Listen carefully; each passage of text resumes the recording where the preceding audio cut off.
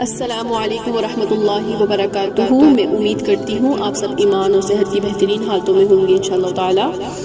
آج ہماری نماز کی سیکنڈ کلاس ہے، جو کہ ہم نماز کا مصنون طریقہ دیکھ رہے ہیں، جو رسول اللہ صلی اللہ علیہ وسلم سے ثابت ہے۔ فرسٹ کلاس میں جو ہم نے پڑھا تھا اس کو آج ہم ریوائز کر لیتے ہیں۔ سب سے پہلے ہم نے رسول اللہ صلی اللہ علیہ وسلم کی حدیث دیکھی تھی۔ صحیح بخاری کی حدیث ہے، رسول اللہ صلی اللہ علیہ وسلم نے فرمایا، اس طرح نماز پڑھو جیسے تم نے مجھے نماز پڑھتے دیکھا ہے۔ اس حدیث سے ہمیں یہ واضح ہو گیا تھا کہ مرد اور عورت کی نماز میں کوئی فرق نہیں۔ جس طریقے سے نبی پاک صلی اللہ علیہ وسلم نے نماز پڑھنے کا طریقہ بتایا ہے، اس طریقے سے ہی عورتوں کو بھی نماز پڑھنی ہے۔ اس کے بعد ہم نے نماز کا لباس ڈسکس کیا تھا کہ نماز کے لباس کے لیے بالغ عورت کی نماز چادر یا موٹے دوپٹے کے بغیر نہیں ہوتی، اور اس کے لیے میں نے آپ لوگوں کو 5 شرائطیں بتائی تھی کہ ان 5 شرائطوں کا بہت زیادہ آپ لوگوں نے خیال کرنا ہے، کیونکہ یہ 5 چیزیں جو ہیں ہمارے لباس میں اس کی بہت تاکید کی گئی ہے کہ ان کا بہت خیال کرنا ہے، ٹھیک ہے، اس کے بغیر نماز نہیں ہوتی۔ اس کے بعد میں نے سب سے امپورٹنٹ چیز نیت بعض اوقات ہم لوگ جو ہے الفاظ ادا کر رہے ہوتے ہیں اور ہمیں ان چیزوں کی جو ہے عادت ہو جاتی ہے، تو آج ہم نے اب حدیث میں پڑھ لیا کہ نیت دل کے ارادے کا نام ہے، زبان سے الفاظ ادا کرنا حدیث سے ثابت نہیں ہے۔ تو اب ہم نے کوشش کرنی ہے کہ ہم نیت دل میں کریں، ٹھیک ہے، اس کے لیے کوئی الفاظ نہیں ہے۔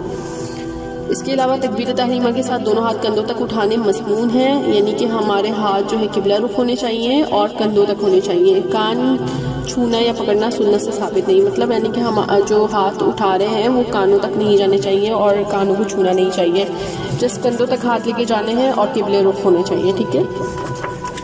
اس کے بعد لاسٹ میں ہم نے دیکھا تھا کہ قیام میں ہاتھ کھلے رکھنا سنت سے ثابت نہیں، تو ہاتھوں کو ہم نے قیام میں باندھنے ہیں، اور ہاتھ باندھنے کا طریقہ یہ ہے کہ دایاں ہاتھ بائیں کے اوپر آنا چاہیے، ٹھیک ہے، اور ہاتھ سینے پہ باندھنے مسنون ہے۔ تو اب ہم سیکنڈ کلاس کا اپنا آغاز کرتے ہیں۔ اس سے پہلے ہم درود پاک پڑھ لیتے ہیں، آپ سب میرے ساتھ درود پاک پڑھ لیں۔ اللہم صلی علی محمد وعلی آل محمد کما صلیت علی ابراہیم وعلی آل ابراہیم انک حمید مجید۔ اللہم بارک علی محمد وعلی آل محمد کما بارکت علی ابراہیم وعلی آل ابراہیم انک حمید مجید۔ آج ہم سب سے پہلے دیکھیں گے تکبیر تحریمہ۔ تکبیر تحریمہ کے بعد ثنا، تعوذ اور بسم اللہ پڑھنی چاہیے۔ تو سب سے پہلے ہم تکبیر تحریمہ کو ڈسکس کر لیتے ہیں کہ تکبیر تحریمہ ہے کیا۔ تکبیر یعنی اللہ اکبر، یعنی جب نماز شروع کرتے ہیں، جب نماز پر کھڑے ہوتے ہیں تو نیت کر کے آئے ہوئے ہوتے ہیں کہ میں ظہر کی نماز پڑھنے کھڑی ہو رہی ہوں، یہ مجھے معلوم ہے، ٹھیک ہے۔ اگر زبان سے کسی نے کہہ دیا 4 رکعت نماز فرض وقت نماز عصر، تو وہ ظہر کا ٹائم عصر میں کنورٹ نہیں ہو جائے گا۔ تو جب ہم منہ سے نیت ایڈ کر لیتے ہیں، بعض دفعہ ہم اپنے لیے کنفیوژن کریٹ کر دیتے ہیں کہ میں نے ظہر کہہ دیا، نماز تو عصر کی تھی، میری نیت ہی غلط ہو گئی، شاید نماز قبول ہوئی بھی کہ نہیں ہوئی، تو اس کنفیوژن میں بھی لوگ پڑ جاتے ہیں۔ تو ہم نے دل میں نیت کر لی، جا نماز پر جب کھڑے ہوتے ہیں تو جو پہلا کام کرنا ہے جس سے نماز کا آغاز ہوتا ہے، ہم نے کچھ عربی میں نہیں بولنا، کچھ اردو میں نہیں بولنا، سب سے پہلے جو کام کرنا ہے نماز کا آغاز ہوتا ہے جس سے تکبیر سے، یعنی اللہ اکبر۔ پھر ہم ہاتھ باندھ لیتے ہیں اور ہم نماز میں انٹر ہو گئے، ٹھیک ہے۔ اور جب ہم نماز میں انٹر ہو جاتے ہیں تو ہر کام جو حلال بھی ہے، کھانا پینا، اس ڈیوریشن کے لیے حرام ہو جاتا ہے۔ تو تحریمہ یعنی حرام ہوا، یعنی تکبیر تحریمہ کہ ہم نے جب اللہ اکبر کہا تو اس ڈیوریشن کے لیے ہم پہ وہ اللہ اکبر کہنے کے بعد وہ سب چیزیں حرام ہو جاتی ہیں، تو اس کو تکبیر تحریمہ کہتے ہیں۔ اور تکبیر تحریمہ کا جو خاص تعلق ہے نا تکبیر تحریمہ کا، وہ اللہ اکبر یعنی نماز والے اللہ اکبر سے ہے۔ اگر میں آپ لوگوں سے کہتی ہوں تکبیر تو آپ کہیں گے اللہ اکبر، تو اس کو ہم تکبیر تحریمہ نہیں کہیں گے، تکبیر تحریمہ صرف نماز کے لیے، ٹھیک ہے، کیونکہ اس ٹائم ہم ہر چیز اپنے اوپر حرام کر لیتے ہیں، ٹھیک ہے۔ اس کے بعد اب ہم ثنا دیکھتے ہیں۔ ثنا یعنی جب ہم اللہ تعالیٰ کی تعریف کرتے ہیں، اور ثنا عام طور پر جو ہے ایک ہی پڑھی جاتی ہے، سبحانک اللہم و بحمدک ولی۔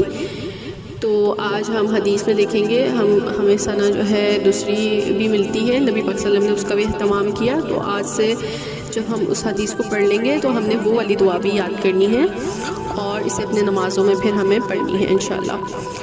تو جب ہم ڈفرینٹ دعائیں پڑھتے ہیں تو اس طریقے سے ہماری نماز بھی فریش رہتی ہے، اور پھر اس میں خشوع خضوع آتا ہے۔ تو آپ لوگوں نے اس کو حفظ کر لینی ہے اور اس کا ترجمے پہ بھی بہت زیادہ غور کرنا ہے، کیونکہ اکثر اوقات ہم لوگ نمازیں تو پڑھ رہے ہوتے ہیں اور ہمیں رٹی ہوئی ہوتی ہے نمازیں، تو ہم پھر اس پہ غور و فکر نہیں کر رہے ہوتے اور جلدی بس ہم نماز پڑھ رہے ہوتے ہیں۔ یہاں ہم نے اللہ اکبر تکبیر بولی اور اس کے بعد ہم نے پھر اس کے بعد رکوع کب کیا، سجدہ کب کیا اور پھر سلام کب پھیرا، ہمیں کچھ پتہ نہیں چلتا۔ تو ہمیں اپنی نمازوں میں بہت زیادہ غور کرنا ہے، اور جب ہم دعائیں الگ الگ یا صورتیں الگ الگ کر کے پڑھتے ہیں تو ہماری نماز جو ہے فریش رہتی ہے۔ اور ہمیں جو ہے نماز پڑھتے وقت ہمیں پتہ بھی ہونا چاہیے ہم پڑھ کیا رہے ہیں، ہم اللہ تعالیٰ سے مانگ کیا رہے ہیں، کیونکہ نماز تو عبادت ہے اور ہم عبادت کر رہے ہوتے ہیں اللہ تعالیٰ کی، اور نمازوں میں ہم دعائیں مانگ رہے ہوتے ہیں، کیونکہ نماز پوری ایک دعا ہے۔ تو اس میں جب ہم دعائیں مانگ رہے ہوتے ہیں تو ہمیں پتہ ہی نہیں ہوتا کہ ہم کیا پڑھ رہے ہیں اور ہم کیا اللہ تعالیٰ سے مانگ رہے ہیں۔ تو انشاءاللہ ہمیں جو بھی ہم دعا حفظ کریں گے اس کا ترجمہ بھی ہمیں آنا چاہیے تاکہ ہمیں پتہ ہو۔ بعض اوقات جو ہے لوگ سورہ فاتحہ پڑھ رہے ہوتے ہیں لیکن ان کو سورہ فاتحہ کا بھی مطلب نہیں پتہ ہوتا کہ سورہ فاتحہ میں ہے کیا۔ تو ہمیں اپنی نمازوں کی بہت زیادہ اس کی کیئر کرنی ہے کہ ہمیں پتہ ہونا چاہیے ہم اللہ تعالیٰ سے مانگ کیا رہے ہیں، اور جب ہمیں پتہ ہوگا کہ ہم کیا مانگ رہے ہیں تو پھر وہ مانگنے کی جو طلب ہوتی ہے نا وہ چیز پھر ہمارے اندر آئے گی، اور پھر جب ہم یقین کے ساتھ مانگیں گے نا تو اللہ تعالیٰ بھی پھر انشاءاللہ ضرور دیتا ہے۔ اب ہم حدیث دیکھتے ہیں۔ ان ابی ہریرہ رضی اللہ تعالی عنہ قال كان رسول الله صلى الله عليه وسلم إذا كبر في الصلاة سكت هنية قبل أن يقرأ، فقلت يا رسول الله صلى الله عليه وسلم بأبي أنت وأمي أرأيت سكوتك بين التكبير والقراءة ما تقول؟ کہ رسول اللہ صلی اللہ علیہ وسلم تکبیر تحریمہ کے بعد قرات شروع کرنے سے پہلے تھوڑی دیر خاموش رہتے۔ میں نے عرض کی یا رسول اللہ صلی اللہ علیہ وسلم، میرے ماں باپ آپ صلی اللہ علیہ وسلم پر قربان، اس خاموشی میں آپ کیا پڑھتے ہیں؟ جو یہ بھی ابی انتا و امی ہے نا، یعنی کہ میرے ماں باپ آپ صلی اللہ علیہ وسلم پر قربان، یہ عربوں کا ایک خاص طریقہ تھا، ٹھیک ہے۔ تو اب آگے انہوں نے کہا کہ آپ اس خاموشی میں کیا پڑھتے ہیں؟ تو آپ صلی اللہ علیہ وسلم نے کہا قال اقول اللہم باعد بینی وبین خطایای کما باعدت بین المشرق والمغرب، اللہم نقنی من الخطایا کما ينقى الثوب الابیض من الدنس، اللہم اغسل خطاياي بالماء والثلج والبرد، رواه احمد والبخاری ومسلم وابو داود والنسائی وابن ماجہ۔ تو آپ صلی اللہ علیہ وسلم نے فرمایا میں یہ دعا پڑھتا ہوں، یا اللہ میرے اور میرے گناہوں کے درمیان مشرق و مغرب کی دوری فرما دے، یا اللہ مجھے میرے گناہوں سے سفید کپڑے کی طرح پاک اور صاف کر دے، یا اللہ میرے گناہ برف پانی اور اولوں سے دھو دے۔ اسے احمد، بخاری، مسلم، ابو داؤد، نسائی اور ابن ماجہ نے روایت کیا ہے۔ یعنی کہ یہ نبی پاک صلی اللہ علیہ وسلم جب تکبیر تحریمہ اللہ اکبر یعنی کہتے اس کے بعد تھوڑی دیر خاموش ہو جاتے تھے، تو ابو ہریرہ رضی اللہ عنہ نے پوچھا ان سے کہ یا رسول اللہ میرے ماں باپ آپ پر قربان، کہ آپ اس خاموشی میں آپ کیا پڑھتے ہیں، یعنی کہ ہمیں بھی بتائیں آپ کیا پڑھتے ہیں۔ تو پھر نبی پاک صلی اللہ علیہ وسلم نے بتایا کہ میں یہ دعا پڑھتا ہوں اللہم باعد بینی وبین خطایای کما بعدت بین المشرق والمغرب، اللہم نقنی من الخطایا کما ينقى الثوب الابیض من الدنس، اللہم اغسل خطایاي بالماء والثلج والبرد۔ تو یہ دعا حدیث سے ہمیں پتہ چل گئی ہے، ٹھیک ہے۔ یہ حدیث احمد میں بھی ہے، بخاری میں بھی ہے، مسلم میں بھی ہے، ابو داؤد میں بھی ہے، نسائی میں بھی ہے اور ابن ماجہ میں بھی ہے۔ تو اس کو دعائے استفتاح بھی کہتے ہیں، ٹھیک ہے۔ تو آپ لوگ اگر گوگل پہ سرچ کریں گی تو آپ لوگوں کو انشاءاللہ یہ دعا مل جائے گی۔ آپ لوگوں نے اب جو ہے تکبیر تحریمہ یعنی اللہ اکبر کہنے کے بعد آپ یہ والی دعا بھی پڑھ سکتے ہیں۔ اب ہم دوسری حدیث دیکھتے ہیں۔ ان عائشہ رضی اللہ تعالی عنہا قالت کان النبی صلی اللہ علیہ وسلم اذا استفتح الصلاة قال، حضرت عائشہ رضی اللہ تعالیٰ عنہ فرماتی ہیں کہ رسول اللہ صلی اللہ علیہ وسلم جب نماز شروع کرتے تو یہ کلمات پڑھتے۔ تو کون سے کلمات پڑھتے؟ سبحانک اللہم وبحمدک وتبارک اسمک وتعالی جدک ولا الہ غیرک. وہ یہ کلمات پڑھتے: اے اللہ تو اپنی حمد کے ساتھ پاک ہے، تیرا نام بابرکت ہے، تیری شان بلند ہے، تیرے سوا کوئی معبود نہیں. اسے ابو داؤد نے روایت کیا ہے، رواہ ابو داؤد. ٹھیک ہے، تو عام طور پر یہ والی ثنا ہم پڑھتے ہیں. تو آج سے اب آپ لوگوں کو پتہ چل گیا کہ نبی پاک صلی اللہ علیہ وسلم دوسری دعا استفتاح بھی پڑھتے تھے، تو آپ لوگوں نے اس کو حفظ کرنا ہے اور انشاءاللہ ان دونوں کا اہتمام کرنا ہے تاکہ آپ لوگوں کی نمازیں بھی فریش رہیں. اور جب نمازیں فریش رہتی ہیں تو پڑھنے کا ایک الگ ہی مزہ آتا ہے. ٹھیک ہے، تو انشاءاللہ آپ لوگوں نے ان دونوں کا اہتمام کرنا ہے. اس سے پہلے کہ میں آپ لوگوں سے ایک اور چیز ڈسکس کروں، صحابہ کے زمانے میں جو نمازیں تھی اس کی 2 کیٹیگریز تھی. ٹھیک ہے، یا تو نماز فرض ہوتی تھی یا تو پھر نفل ہوتی تھی. لیکن جو آج کیٹیگریز ہیں وہ یا تو فرض ہے یا نفل ہے، سنت ہے، سنت موقدہ اور غیر موقدہ. فرض، نفل اور جو ہے سنت کا تو آپ لوگوں کو پتہ ہی ہوگا، تو میں آپ لوگوں کو سنت موقدہ اور غیر موقدہ کا بتا دیتی ہوں. سنت موقدہ کیا ہے؟ سنت موقدہ یعنی کس کو کہتے ہیں؟ سنت موقدہ اس نفل نماز کو کہتے ہیں جو آپ صلی اللہ علیہ وسلم ہر فرض نماز کے ساتھ لازمی پڑھا کرتے تھے، الا یہ کہ کوئی مشکل آپ پر پڑ جائے یا کوئی مصروفیات ایسی ہو جائے کہ وہ ان کا اہتمام نہ کر پائے. ٹھیک ہے، اور نبی اکرم صلی اللہ علیہ وسلم کی دیکھا دیکھی پھر صحابہ بھی ان نوافل کا شدت سے اہتمام کرتے تھے، تو وہ پھر سنت موقدہ کہلانے لگی. موقدہ کس لفظ سے بنا ہے؟ تاکید سے. تو رسول اللہ صلی اللہ علیہ وسلم نے یہ بول کر کم عمل سے زیادہ کر کے دکھایا. مثال کے طور پر فجر کی 2 سنتیں کسی حال میں آپ صلی اللہ علیہ وسلم نے نہیں چھوڑی. یہاں تک کہ قصر نماز میں ہم صرف فرض پڑھتے ہیں اور فرض بھی آدھے کر دیتے ہیں، 4 کو 2 پڑھتے ہیں، لیکن اس میں بھی آپ صلی اللہ علیہ وسلم فجر کی 2 سنتیں ضرور پڑھتے تھے. تو یہ سنت موقدہ ہے. ٹھیک ہے، اور موقدہ کیا ہے؟ موقدہ کا مطلب ہے تاکید کی جانے والی، اور موقدہ مطلب کاف کے نیچے زیر آ جائے گا، تو موقدہ کا مطلب ہے تاکید کرنے والی. تو یہ سنت موقدہ ہے زبر سے. ٹھیک ہے، تو آپ صلی اللہ علیہ وسلم نے اس پر بہت زیادہ زور دیا ہے.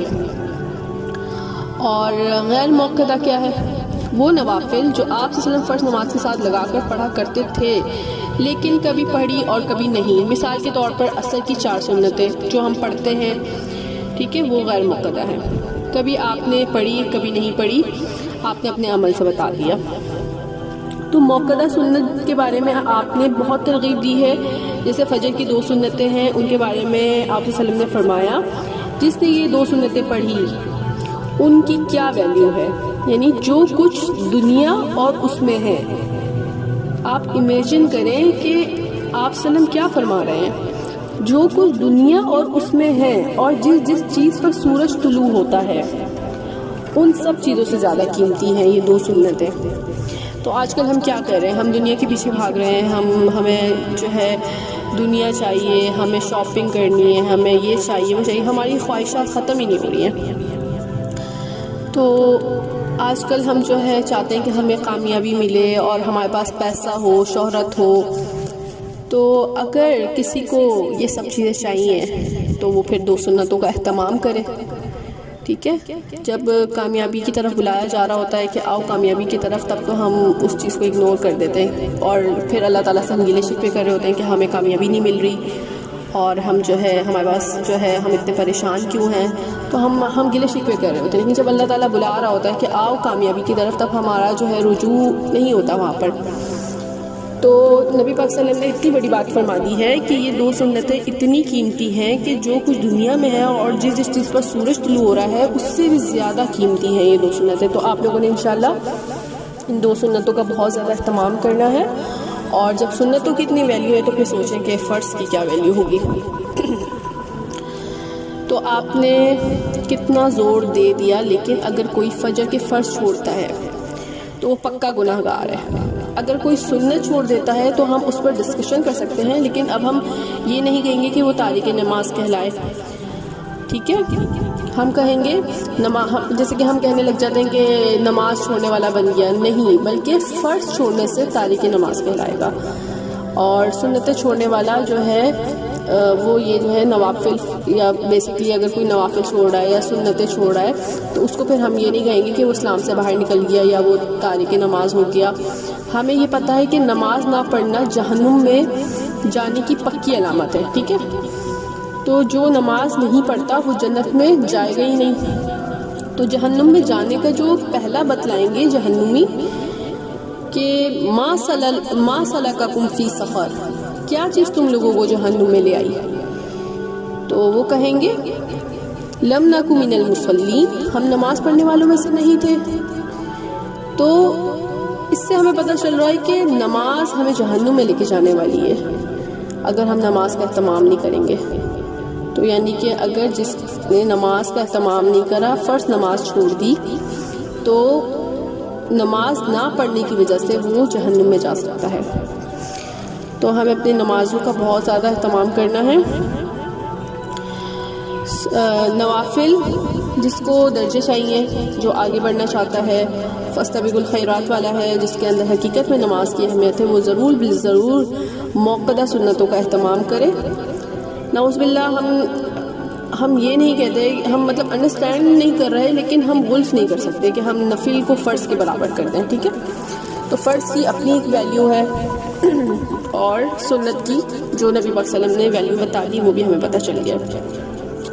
پھر بات کیا ہے کہ ایک حقیر سمجھ کر کسی چیز کو چھوڑ دینا, تو پھر ہمارے ایمان کا کیا ٹھکانہ, ہم کیا مطلب کہاں کے مومن رہے. ہم تو مومن ہی نہیں رہے. لیکن ایک یہ ہے کہ اس کو اس کی جگہ پر رکھنا. تو دو ہی کیٹیگری ہے نمازوں میں, نماز یا تو فرض ہے یا تو نفل ہے. ٹھیک ہے, یا رکعت فرض ہے یا نفل ہے.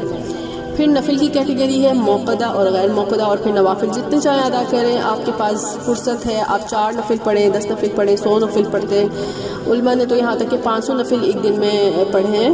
تو انشاءاللہ پھر آپ لوگوں نے اپنی اور نمازوں کو بہتر کرنا ہے. اور اگر آپ لوگ کو درجے چاہیے تو پھر آپ لوگ جو ہے نوافل کا اہتمام کریں. فار ایگزامپل اب فرض نماز تو فرض ہے, اس میں تو آپ لوگ کو 33 جو پاسنگ مارکس ہوتے ہیں وہ تو مل جائیں گے. ٹھیک ہے, لیکن جو اسٹوڈنٹس واقعی اس کو 100 مارکس کی جو طلب ہوتی ہے کہ میں 100 مارکس لے کر آؤں, تو پھر وہ نفل کا بھی اہتمام کرے گا, سنتوں کا بھی اہتمام کرے گا. تو وہی بات ہے کہ جس کو جنت کا جتنا اعلیٰ درجہ چاہیے ہوگا وہ اسی حساب سے پھر اپنی اسٹرگل کرے گا. تو انشاءاللہ اب ہم آگے دیکھتے ہیں. بسم اللہ کے بعد سورہ فاتحہ پڑھنی چاہیے. ٹھیک ہے, تو تکبیر تحریمہ کہا آپ نے. ٹھیک ہے, تکبیر تحریمہ کہا, پھر اس کے بعد آپ نے ثنا پڑھی, اور پھر آپ نے تعوذ اور بسم اللہ پڑھی, اور اس کے بعد آپ نے سورہ فاتحہ پڑھنی ہے. ٹھیک ہے, تو سورہ فاتحہ ہر نماز سری ہو یا جہری, فرائض ہو یا نوافل, ہر رکعت میں پڑھنی ضروری ہے. سری مطلب راز, سری کا مطلب ہوتا ہے راز یعنی آہستہ. جہری مطلب یعنی کہ اونچی آواز. ٹھیک ہے, تو اس کو اب ہم ڈسکس کر لیتے ہیں. سری اور جہری نماز یعنی جو جماعت سے نماز ہوتی ہے, فجر, مغرب اور عشاء کی نماز جہری ہوتی ہے نا, اس میں امام صاحب اونچی آواز میں سورہ فاتحہ اور سورت کی تلاوت کرتے ہیں. آپ لوگوں نے, اگر آپ لوگ مکہ گئے ہوں گے تو آپ لوگ کو پتہ ہوگا کہ جب فجر, مغرب, عشاء کی نماز ہو رہی ہوتی ہے تو وہاں پہ امام صاحب جو ہے سورہ فاتحہ کے بعد سورت کی بھی تلاوت کر رہے ہوتے ہیں. اور جب ظہر اور عصر کی نماز ہوتی ہے تو وہ سری کہلاتی ہے. اس میں امام صاحب اللہ اکبر تکبیر تحریمہ کے بعد خاموش کھڑے رہتے ہیں, اور رکوع میں جانے سے پہلے پھر اللہ اکبر کی آواز آتی ہے بس, یعنی کہ بیچ میں خاموش ہوتے ہیں, تو اس کو ہم پھر سری کہتے ہیں. تو اس سے ہمیں پتہ چل جاتا ہے کہ سری نمازیں کون سی ہیں اور جہری نمازیں کون سی ہیں. ٹھیک ہے, لیکن یہ ہمیں سوچنا ہے کہ سری ہو یا جہری, دونوں میں ہمیں سورہ فاتحہ پڑھنی لازمی ہے.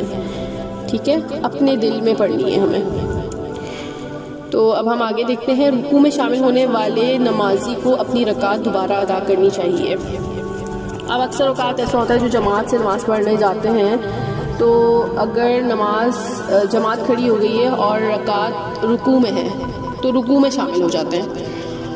تو ان کو بہت سارے یعنی کہ فرقے میں ہے کہ رکوع میں اگر رکعت مل گئی تو یعنی کہ وہ رکعت ہمیں مل گئی, رکوع میں اگر ہے تو.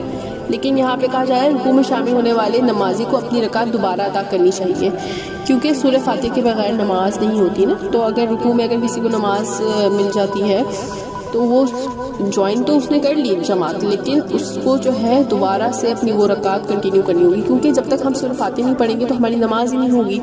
اور اس کے اوپر حدیث ہے، انشاءاللہ ہم آگے ڈسکس کریں گے اس کے اوپر حدیث. تو اب ہم آگے دیکھ لیتے ہیں. امام، مقتدی اور منفرد سب کو سورہ فاتحہ پڑھنی چاہیے. تو اس میں ہمیں پتہ چل گیا کہ امام، مقتدی اور منفرد سب کو سورہ فاتحہ پڑھنی چاہیے. اچھا، اس سے پہلے ہم جو ہے ثنا، تعوذ اور بسم اللہ بھی تھوڑا سا ڈسکس کر لیتے ہیں.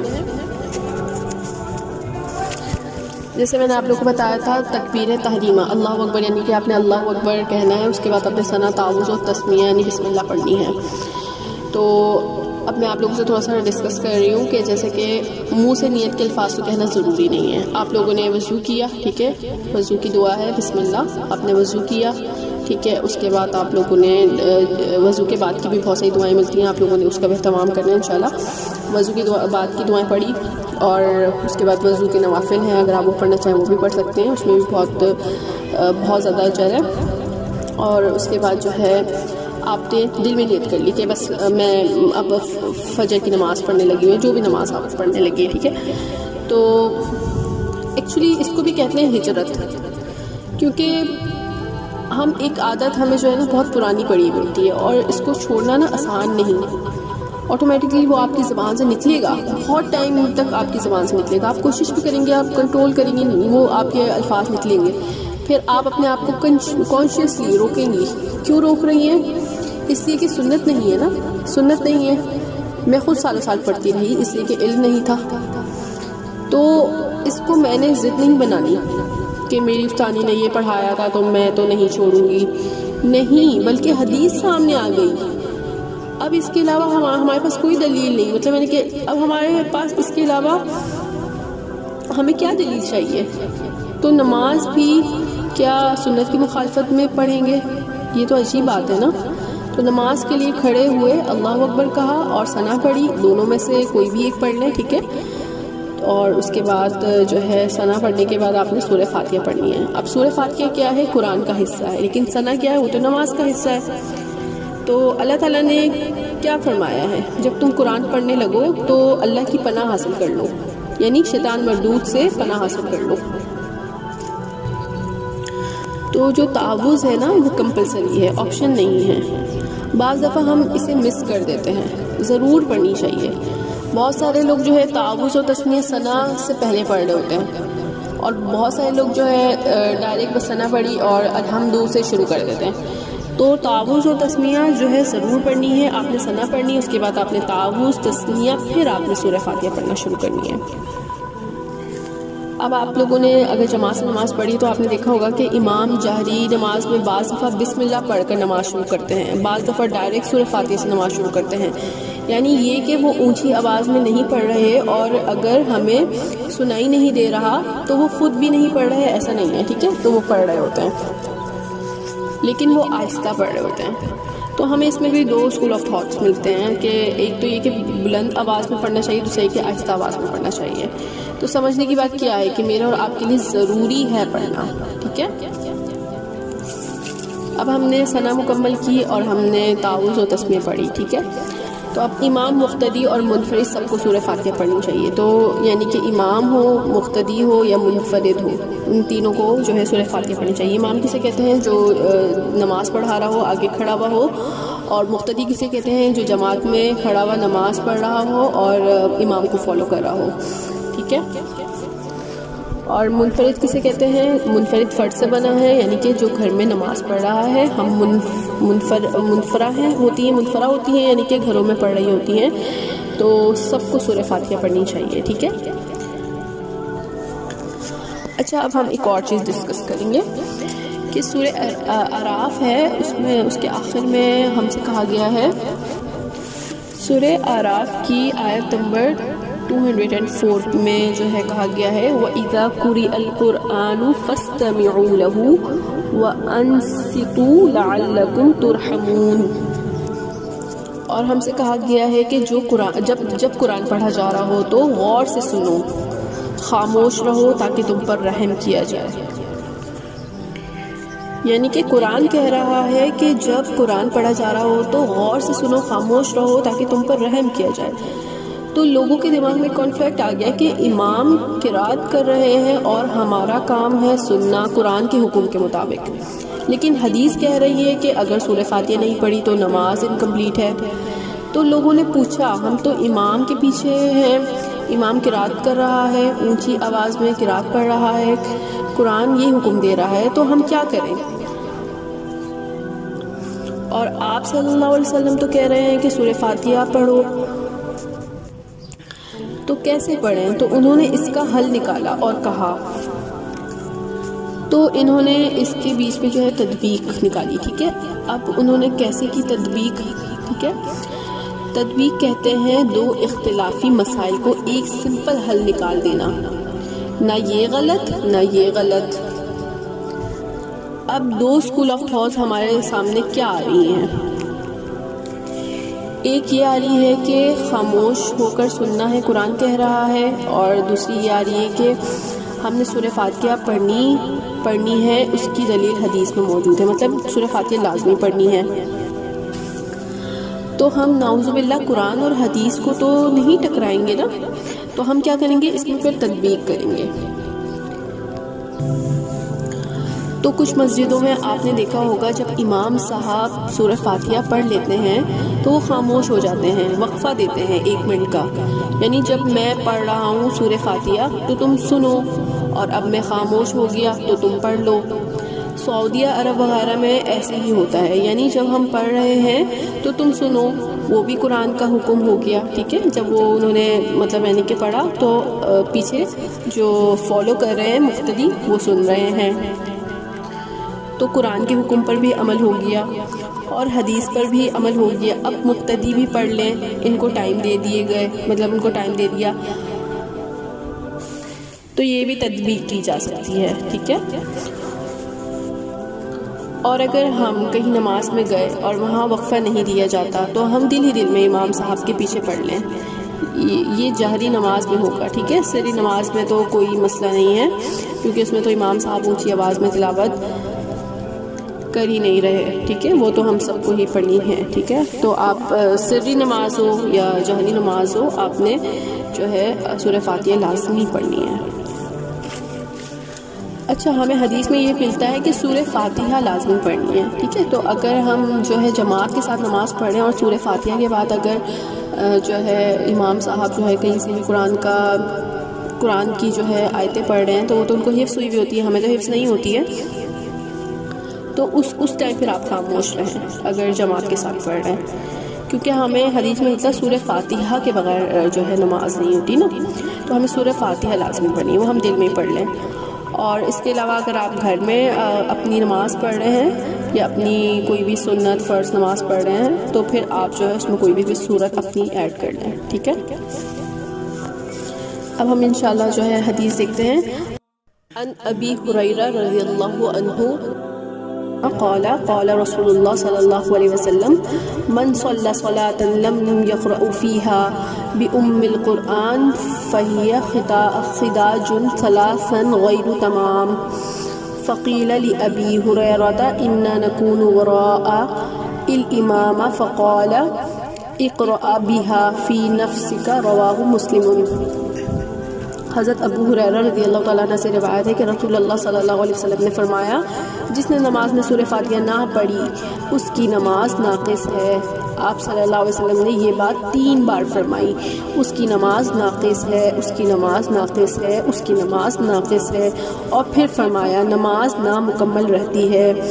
حضرت ابو ہریرہ رضی اللہ تعالیٰ عنہ سے عرض کیا گیا، لوگوں نے حضرت ابو ہریرہ رضی اللہ تعالیٰ عنہ سے عرض کیا گیا، ہم امام کے پیچھے ہوتے ہیں۔ حضرت ابو ہریرہ رضی اللہ تعالیٰ نے فرمایا، اس وقت دل میں پڑھ لیا کرو، اسے مسلم نے روایت کیا ہے۔ تو حضرت ابو ہریرہ رضی اللہ عنہ سے جب سے عرض کیا گیا تو کس نے عرض کیا؟ لوگوں نے، یعنی کہ تابعی نے پوچھا ان سے، تو پھر انہوں نے کہا کہ دل میں پڑھ لیا کرو. تو یہ بھی حدیث ہمیں مل جاتی ہے. تو آپ لوگوں نے اس چیز کا خیال کرنا ہے کہ سورہ فاتحہ اگر امام پڑھ رہا ہے تو یہ نہیں کہ آپ لوگ بھی نہ پڑھیں، آپ نے دل میں پڑھنی ہے.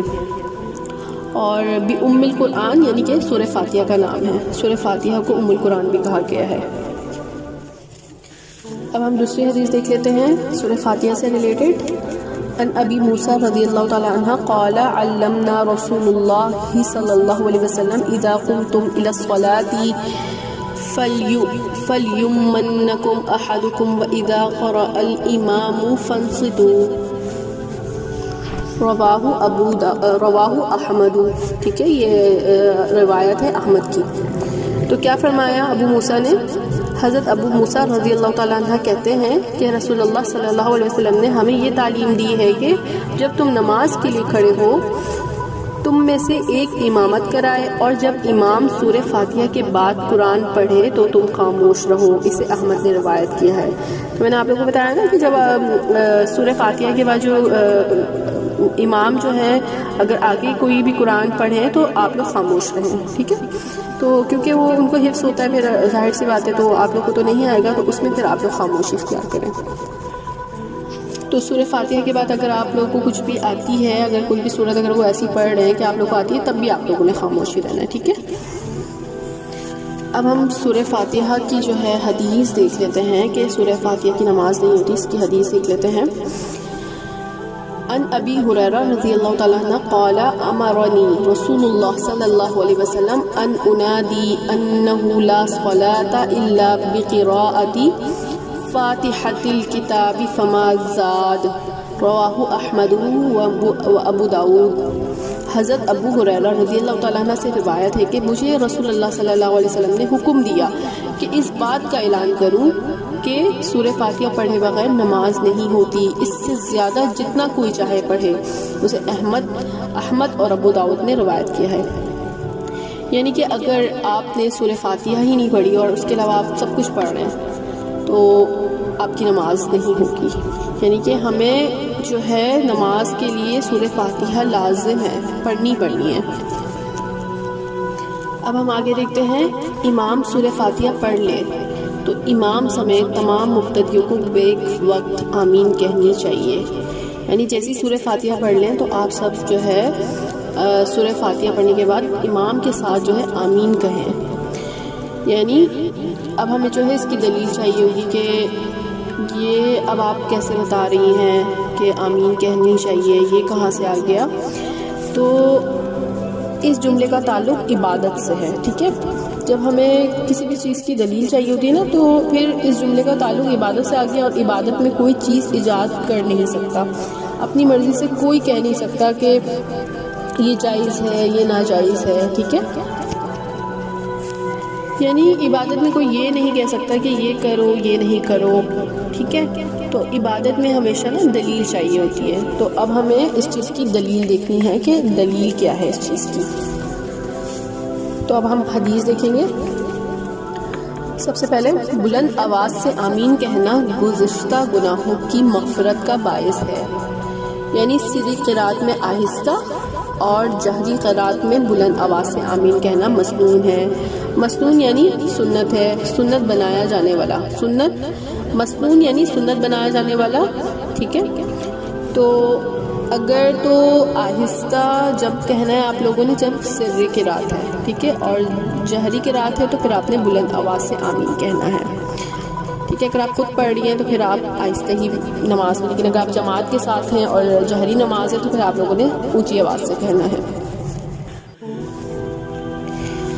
اچھا، تو اب ہم حدیث دیکھ لیتے ہیں کہ بلند آواز سے آمین کہنا گزشتہ گناہوں کی مغفرت کا باعث ہے، کیونکہ اب ہمیں دلیل چاہیے. تو حدیث میں آتا ہے ان ابی ہریرہ رضی اللہ تعالیٰ عنہ قال. حضرت ابو ہریرہ رضی اللہ تعالیٰ عنہ کہتے ہیں قال رسول اللہ صلی اللہ علیہ وسلم، رسول اللہ صلی اللہ علیہ وسلم نے فرمایا اذا امن الامام فامنوا فانه من وافق تامینه تامین الملائکۃ غفر له ما تقدم من ذنبه. متفق علیہ. متفقن علیہ کیا ہے؟ بخاری اور مسلم دونوں میں ہے، یہ حدیث دونوں میں موجود ہے، اور اللہ کے کلام کے بعد اعلیٰ ترین رتبہ متفقن علیہ حدیث کا ہے۔ تو کیا کہتے ہیں ابو ہریرہ؟ حضرت ابو ہریرہ رضی اللہ تعالیٰ عنہ کہتے ہیں رسول اللہ صلی اللہ علیہ وسلم نے فرمایا جب امام آمین کہے تو تم بھی آمین کہو، جس کی آمین کی آواز فرشتوں کی آمین سے موافق ہو گئی اس کے گزشتہ صغیرہ گناہ بخش دیے جاتے ہیں۔ یعنی کہ اگر جماعت کے ساتھ آپ نماز پڑھ رہے ہیں اور امام آمین کہیں تو آپ لوگوں نے بھی اونچی آواز میں، اگر جہری نماز ہے تو اونچی آواز میں، اور سری ہے تو آپ نے آہستہ آمین کہنا ہے، اور اگر آمین کی آواز موافق ہو گئی تو گزشتہ صغیرہ گناہ بخش دیے جاتے ہیں۔ اچھا، اس میں جو ہے ایک چیز، حدیث میں صغیرہ لفظ نہیں ہے، اس میں لکھا ہے اس کے گناہوں میں سے کچھ گناہ معاف کر دے گا، مطلب یعنی کہ اللہ تعالیٰ کچھ گناہ معاف کر دے گا۔ تو بہت سارے لوگ جو ہے اس چیز میں گمراہ کرتے ہیں کہ ان کی حدیث میں جو ہے ایڈیشن ہے کہ صغیرہ کا ورڈ نہیں ہے۔ تو آپ خود سوچیں کہ یعنی کہ جو کبیرہ گناہ ہے وہ تو جب تک ہم اس کی معافی نہیں مانگ لیتے تب تک وہ گناہ معاف نہیں ہوتے۔ تو یہاں پر گزشتہ صغیرہ گناہ اس لیے لکھا گیا ہے کیونکہ بہت ساری حدیثوں سے جب انہوں نے مضمون دیکھے ہوں گے تو اس سے پتہ چلا کہ اللہ تعالیٰ کون سے گناہ بخش دیں گے، یعنی کہ صغیرہ چھوٹے موٹے گناہ ہوتے ہیں جو نماز پڑھنے سے بھی معاف ہو جاتے ہیں، اور حدیثوں میں آتا ہے، ٹھیک ہے، ڈفرینٹ حدیثیں انہوں نے جمع کر کے نا اس میں دیکھا ہوگا اور پھر اس میں یہ ایڈیشن کیا ہے اس لیے، ٹھیک ہے۔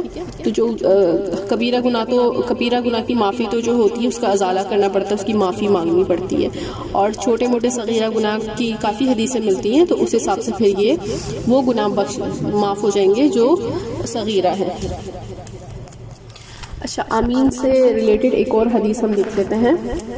عن وائل بن حجر رضی اللہ عنہ قال كان رسول اللہ صلی اللہ علیہ وسلم اذا قرأ ولا الضالین قال آمین ورفع بها صوته رواہ ابو داود۔ حضرت وائل بن حجر رضی اللہ تعالیٰ عنہ فرماتے ہیں نبی اکرم صلی اللہ علیہ وسلم جب ولدالین کہتے تو اونچی آواز سے آمین کہتے، اسے ابو داؤد نے روایت کیا ہے، یعنی جہری نماز میں آمین کہتے۔ تو انشاءاللہ آج ہم یہیں تک کرتے ہیں، امید ہے آپ لوگوں کو سمجھ آ گئی ہوگی نماز کا طریقہ۔ انشاءاللہ اب ہم آگے اور حدیثوں سے ریلیٹڈ جو ہے اور نماز کا طریقہ آگے ڈسکس کریں گے۔ آپ سب مجھے دعاؤں میں یاد رکھیے گا۔ السلام علیکم ورحمۃ اللہ وبرکاتہ۔